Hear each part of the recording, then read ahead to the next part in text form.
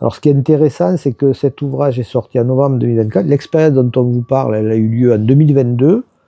Et à l'issue de l'expérience, en fait, les artistes, voilà, ils étaient comment dire, un peu frustrés. C'est-à-dire, ils sont sortis et en fait, ils avaient envie de revenir pour continuer. Au début, ils ne voulaient pas faire de bouquin.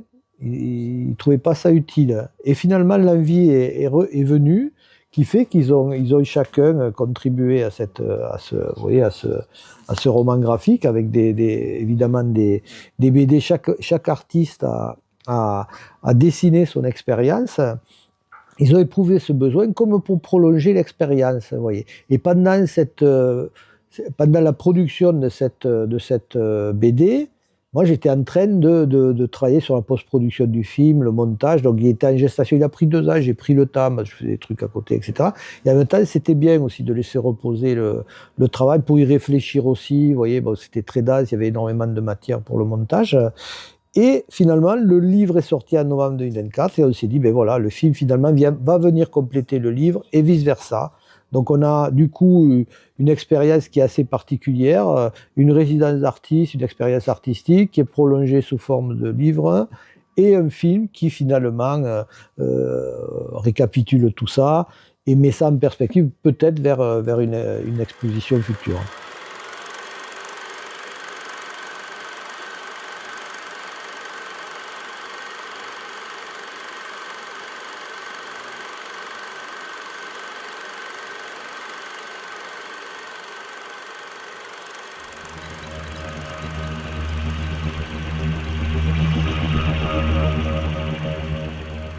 Dans les années 2010 à peu près, j'ai sorti un bouquin qui s'appelait Préhistoire du cinéma, qui était basé sur mon travail un peu scientifique et théorique, qui exposait une théorie sur les origines paléolithiques du cinéma et de la narration graphique, donc une forme de proto-BD. Et en même temps, un groupe se formait de dessinateurs qui s'est baptisé Les Rupestres, et ils ont fait le tour des grottes ornées, et ils ont dessiné un album de BD qui s'intitulait Rupestres. Donc au moment où je sors ce bouquin, ils sortent ce bouquin-là, et en fait on entre en interférence, en interaction, on fait connaissance parce que mon travail les intéresse et moi je suis intéressé aussi par leur démarche d'aller vers les grottes parce que ce sont des dessinateurs de BD et qu'on est dans une forme de proto-BD selon moi dans les grottes. Donc on se rencontre à ce moment-là et pendant 10 ans on va se croiser, on va se voir, je vais les filmer, etc. jusqu'en 2022 où ils ont l'occasion d'aller dessiner dans une grotte. Et là, ils font appel à mes services, on en discute et je viens les filmer pendant une dizaine de jours.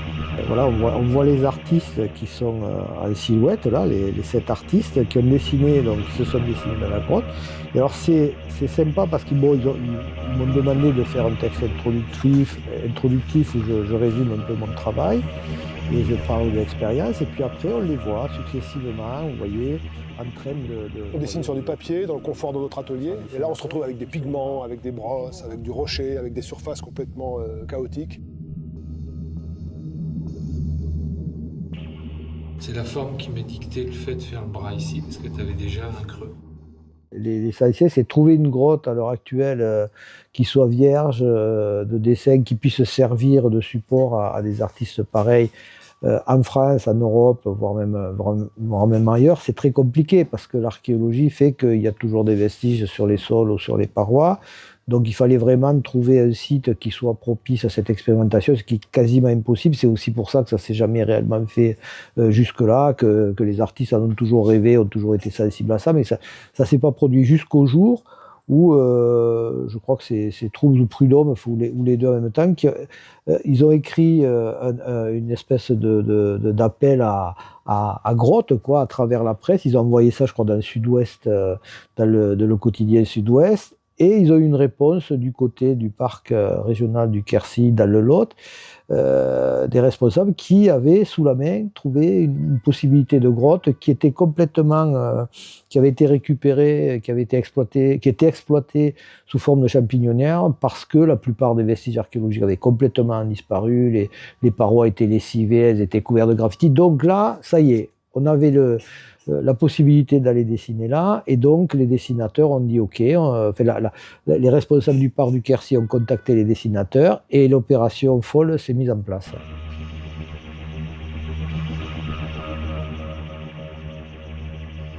Alors il a fallu, c'est vrai qu'il y avait cette possibilité de grotte, enfin, le propriétaire était d'accord, c'était la commune locale qui était d'accord.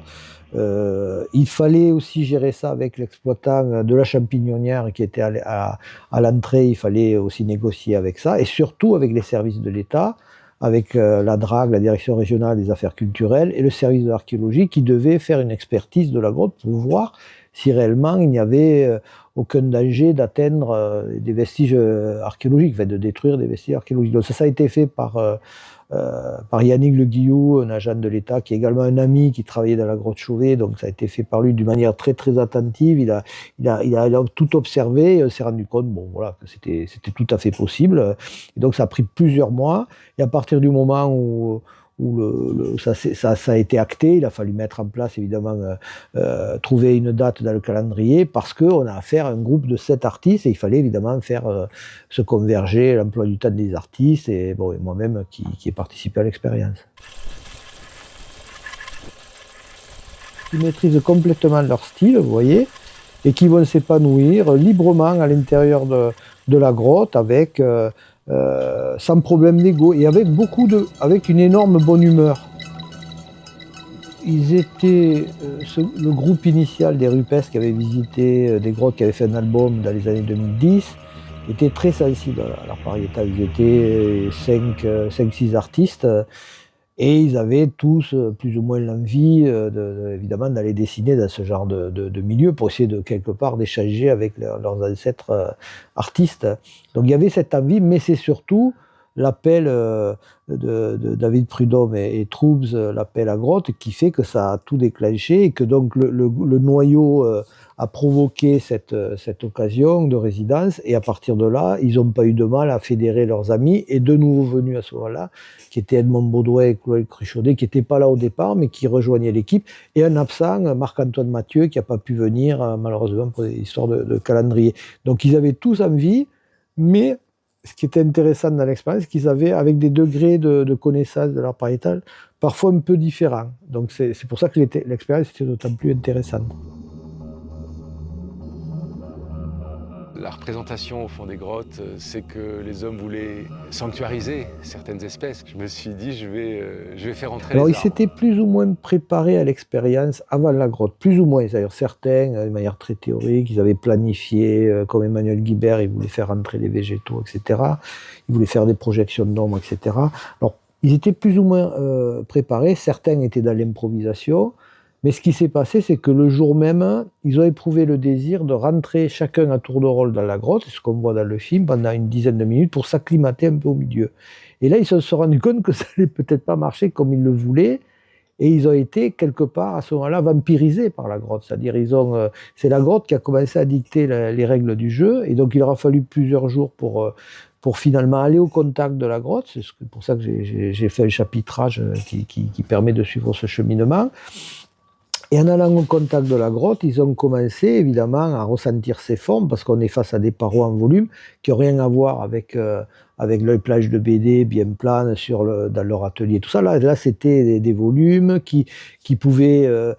sur lesquels pouvait jouer la lumière, sur lesquels pouvaient jouer les outils, sur lesquels pouvaient jouer, etc., etc. Et dans un espace beaucoup plus important que l'espace de l'atelier. Donc là, ils étaient vraiment en immersion ailleurs. En plus, quand on a séjourné en grotte, ou quand on a travaillé, moi je l'ai fait en tant que scientifique dans la grotte Chauvet, c'est qu'on perd aussi la notion du temps, voire même des sons, vous voyez, des trucs, on est ailleurs. C'est un milieu qui est particulier, donc ils se sont retrouvés vraiment dans le... C'était une expérience, c'est vraiment une résidence artistique, mais plus une expérience quelque part. En contact avec cet art des origines, enfin, c'est une espèce de dialogue avec les artistes premiers, mais dans la bonne humeur. Alors c'est vrai qu'on s'est toujours posé la question des origines de l'image, le jeu de la lumière et des ombres qui a peut-être aidé, qui a certainement aidé au départ à mettre en place des représentations, etc. Bon, c'est sûr que ça a dû aider, mais surtout ça permet de suggérer des formes dans la grotte. C'est clair qu'avec un éclairage fluctuant, comme devaient l'avoir les hommes préhistoriques avec des torches, etc., c'est sûr qu'on fait bouger les reliefs, on génère des ombres, des effets d'ombre et de lumière, comme on le voit au théâtre ou au cinéma, hein. Donc on est complètement là-dedans. Et c'est vrai que là, on fait surgir des dessins et on va jouer avec eux. C'est-à-dire, on le fait, par exemple, Emmanuel Guibert, il va utiliser des projections d'ombre sur les feuillages, vous voyez, des trucs comme ça. Et après, il va abandonner l'idée, il va partir sur de la représentation pure. Et en même temps, on voit Chloé Cruchaudet, par exemple, qui a un cheminement qui rentre dans la grotte sans véritablement savoir ce qu'elle va faire, elle n'a pas de notion, et qui finalement, progressivement, va jouer énormément avec l'ombre et la lumière jusqu'à faire quelque chose d'extraordinaire vers la fin, vous le verrez, où là, elle est complètement dans l'état d'esprit des artistes préhistoriques qui jouaient avec les formes de la grotte et la lumière. Ce que nous faisons, c'est une fête dont on ignore le sens, au fond. Il faut qu'il y ait du jeu quand même dans le dessin, tu vois. Du jeu JEU. Ça, c'est une œuvre éphémère, et puis c'est un happening, en fait, c'est quelque chose comme ça, quoi.